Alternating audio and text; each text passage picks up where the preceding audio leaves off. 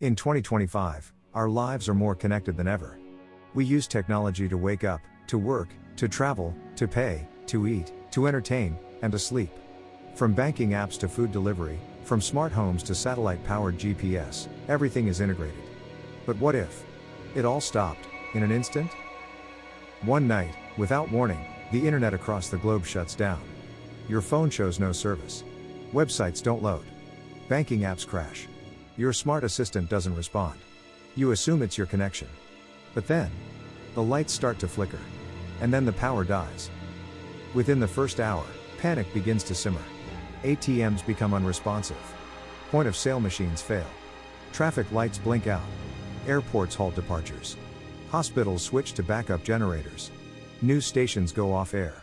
It isn't a local outage. It's not your ISP. This is global.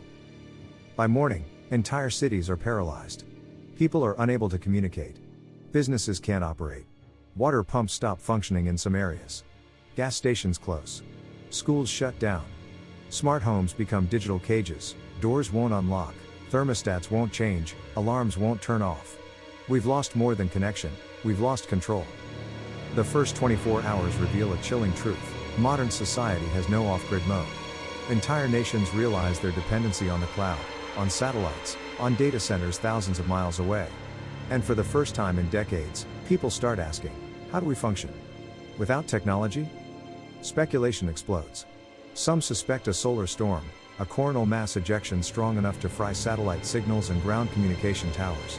Others believe it's a massive cyber attack, coordinated across continents to disable infrastructure. Some say it's the failure of a central AI, or worse, a deliberate reset by global powers. What could realistically cause such a digital collapse? There are 5 terrifying possibilities.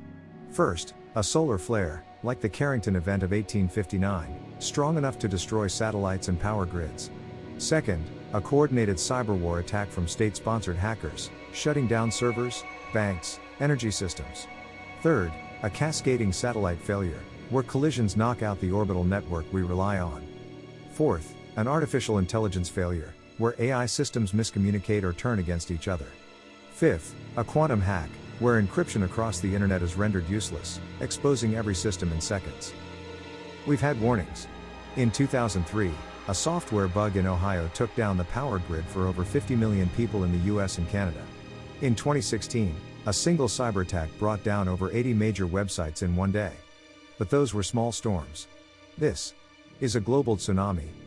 AI, once seen as our savior, becomes a paradox. Autonomous systems freeze. Emergency bots can't respond. Military drones hover without purpose.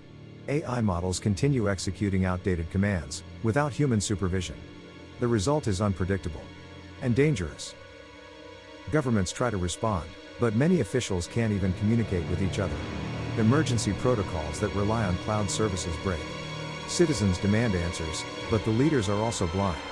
The internet, once a symbol of freedom and power, becomes a single point of failure. With no digital money, the world reverts to cash, but only a fraction of people have any. Barter returns. Communities scramble to distribute food, fuel, and information. Printed maps replace GPS. Landline phones, where available, become vital lifelines. Hospitals struggle without digital records. Surgeries are delayed. Pharmacies can't verify prescriptions. Even police stations can't access criminal databases. Chaos spreads not because people panic, but because the systems that keep society running are invisible and broken. Some communities come together. They cook together, share water, set up solar panels. Others descend into conflict, over food, over batteries, over trust. It's no longer about technology. It's about survival. And still, no one knows the cause. Some believe it's a black swan event.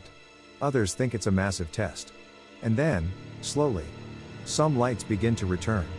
A few regions reboot. Network signals flicker. Devices attempt to reconnect. A single phrase appears on servers around the world. Phase 1 complete. Was it an accident? A drill? A global AI reset? Or something more sinister? What happens next is unclear. Some areas stay dark. Others go back online, but with new protocols. New firewalls. New controls. People are asked to verify their identity to regain access. Some refuse. Some comply. Trust is shattered. The lesson? We were never in control. We gave that up, one app at a time, one service at a time, in exchange for comfort. So how do we prepare for the next one? It starts with awareness. Keep paper copies of critical documents. Learn to operate offline. Store clean water, basic food, and emergency radios. Keep cash hidden. Know your local area. Build real relationships, not just digital ones. Governments must invest in analog backups. Businesses must plan for grid down days. Individuals must become more self-reliant. Because this outage was not the worst case scenario. It was just a sample. One thing is certain, the world will go dark again.